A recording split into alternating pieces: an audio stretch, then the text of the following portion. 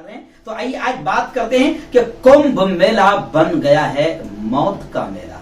जी हाँ, कुंभ मेला बन गया है मौत का मेला और मौत का तांडव कुंभ मेले में देखा जा रहा है। और सिर्फ देखा नहीं जा रहा है, अफसोस ये है कि अब ये कुंभ मेला पूरे मुल्क में यहां से निकलने वाले साधु संत यूं समझिए कि कोरोना का प्रसाद बांटेंगे। जी हाँ, कोरोना का प्रसाद बांटेंगे।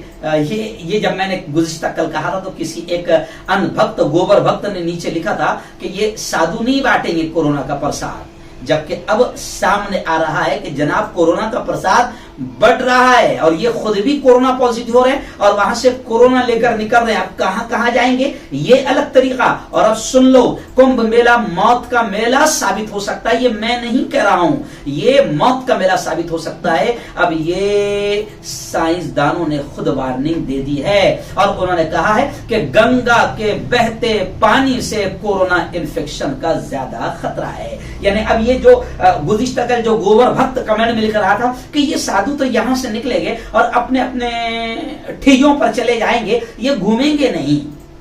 जी हाँ, लेकिन घूमते घूमते कितनों को देकर जाएंगे ये इस गोबर भक्तों को नहीं मालूम। फिर ऐसे ही ये कह रहा था कि ये ठियों पर चले जाएंगे, लेकिन अब साइंसदान कह रहे हैं। रुड़की की हिंदी न्यूज पोर्टल अमर उजाला ने एक रिपोर्ट में बताया है, रुड़की यूनिवर्सिटी के साइंसदानों ने अब तशवीश जाहिर की है, फिक्र जाहिर की है। उनका कहना है कि ये गंगा का बहता पानी जमीन और हवा के मुकाबले ज्यादा तेजी के साथ कोरोना इन्फेक्शन को फैलाएगा।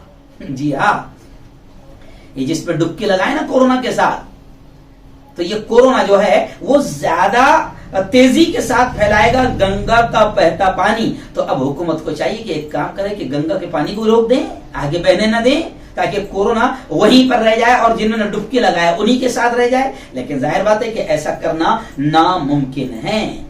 जी, इस टीम में कई डॉक्टर शामिल है जिन्होंने कहा है कि अब इंतहाई दर्जे में ये मेला खतरनाक साबित हो रहा है। लेकिन आप मक्कारी हुकूमत की ये देखिए कि मस्जिदों में 5 लोगों की परमिशन नहीं, बड़ी बड़ी मस्जिदों में। लेकिन यहीं पर अब ये बात कही जा रही है कि जनाब कुंभ मेले के ताल्लुक से बीच में ये खबरें आ रही थी कि आधे में से रोक दिया जाएगा, लेकिन अभी तक हुकूमत ने क्लियर नहीं किया। यानी आखिर तक के कुंभ मेला रहेगा। अब आखिर तक कितने पेशेंट बढ़ जाएंगे और कितना कोरोना फैल जाएगा, रिसर्च मुकम्मल होने के बाद ही तफसील के साथ कहा जाएगा। लेकिन आइए मैं आपको बता दूं कि राम गोपाल वर्मा जो बेहतरीन फिल्मसाज है, बेहतरीन फिल्में बनाते हैं और फिल्मों में भी इन्होंने जो सत्य दिखाने की कोशिशें की है, इसकी वजह से ये मशहूर भी हो गए। लेकिन अभी राम गोपाल वर्मा ने हक गोई और बेबाकी का हक अदा कर दिया और कुंभ मेले को उन्होंने कहा कोरोना का एटम बम।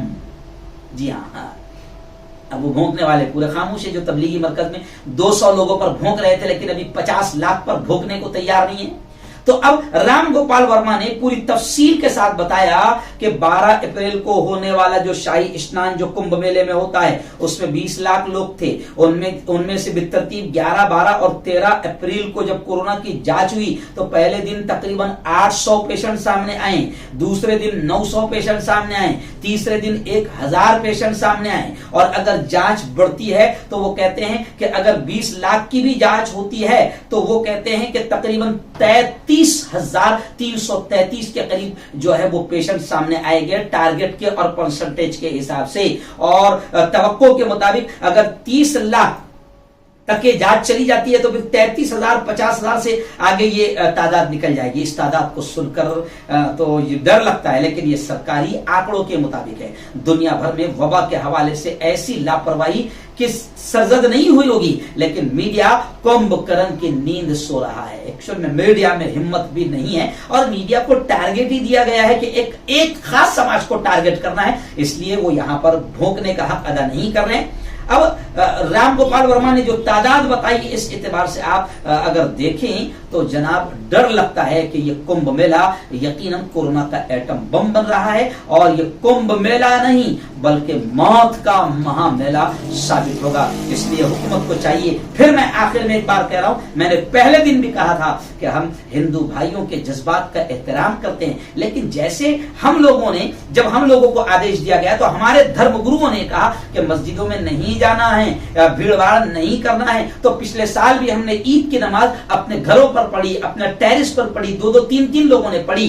तो जैसे हम लोग भी इसका पालन कर रहे हैं, हम लोग अपने हुकूमत से ये अपील करते हैं और तमाम ही धर्म के लोगों से अपील करते हैं, तमाम ही धर्म के लोगों से, कि भीड़ भाड़ बिल्कुल न करे, गर्दी बिल्कुल ना करे, क्योंकि कोरोना का कहर बहुत बुरी तरीके से फैल रहा है और जो लाशें, जो मौतें हो रही है, आज शमशान घाट में जगह नहीं मिल रही है। कल भी मैंने आपको बताया था कि महाराष्ट्र के शमशान घाट का क्या हाल है, लखनऊ के, उत्तर प्रदेश के शमशान घाट का क्या हाल है, मैंने आपको भोपाल और मध्य प्रदेश के शमशान घाट का हाल भी बताया था। तो मेरे भाई, हमारा फर्ज बन जाता है कि हम जिंदा रहेंगे तो फिर धर्म भी बाकी रहेगा और धर्म पर अमल कर पाएंगे। लेकिन अभी इस वक्त मुल्क को बचाना है, मानवता को बचाना है, इंसानियत को बचाना है, तो धर्म को लेकर कोई ऐसा जज्बाती फैसला न करे जो भीड़ भाड़ हमारे लिए और पूरे मुल्क और मानवता के लिए मौत का सामान साबित। अगर हमारे वीडियोस आपको पसंद आ रहे हो तो लाइक, कमेंट और शेयर करें और मजीद नई वीडियोस के लिए हमारे चैनल